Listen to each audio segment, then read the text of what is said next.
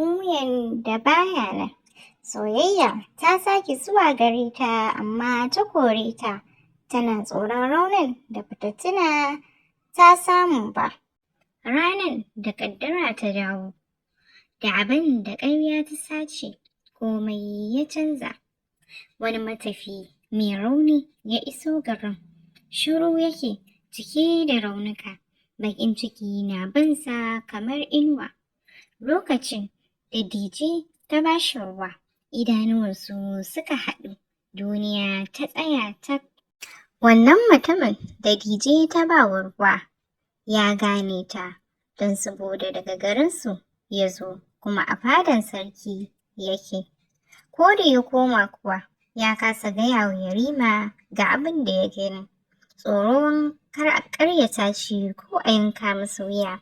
Yarima bai san dalilin da ya sa ƙirjinsa ke ƙonewa ba. Yarinya Dije ita ma bata san dalilin da ya sa gwiwowinta ke raunana ba. Shekaru da dama bayan fada ta kulle kanta da ƙarfi, ta manta mutuwar sarauniya. Wata matafiya ta iso ƙofar babban birnin, ta zo a ƙafa, bayanta a miƙe ƙarƙashin hasken rana. Kanta na lulluɓe da ƙyalle mara nauyi, a bayanta kuma an ɗaura tukunya ta laka. An san ta a matsayin 'yar kasuwa, macen da ke yawo daga gari zuwa gari tana sayar da tukwanen ruwa, hatsi da kuma gishiri. Babu wanda ya san cewa a da sarauniya ce. Ranar da sarki ya ganta, kasuwa a cike yake ƙwarai. Ya zo wannan ƙofar garin nasu kamar yadda ya saba zuwa kullum. Da idanuwansa suka sauka a kan 'yar kasuwa Dije da ke sayar da tukunyenta. Fuskarta ta tsufa, ta yi shiru, cike da alamun gwagwarmayar rayuwa. Ita ce dai fuskar nan guda da ya binne shekaru da suka wuce. Numfashinsa ya yanke na ɗan lokaci, ya yi tunanin baƙin ciki ne a ƙarshe ya karya shi. Tana wasa da zuciyata, ya raɗa wa kansa, har ruhinta ma yana bi na a cikin hasken rana.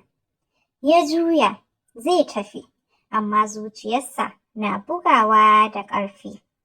Wani abu ya ja shi ya dawo, yanda take taɓa laka da hannunta, zafin goshinta lokacin da ta yi murmushi. Tawul da ke kusa da wuyar hannunta, wanda ya taɓa sumbata a ɓoye, duk suka dawo masa a zuciya. Ruhi ba yi da taɓo, sai ya koma kasuwa sau da dama, yana dawowa kai tsaye wurinta, yana sayan tukunya bayan tukunya, tukwanen da baya buƙata.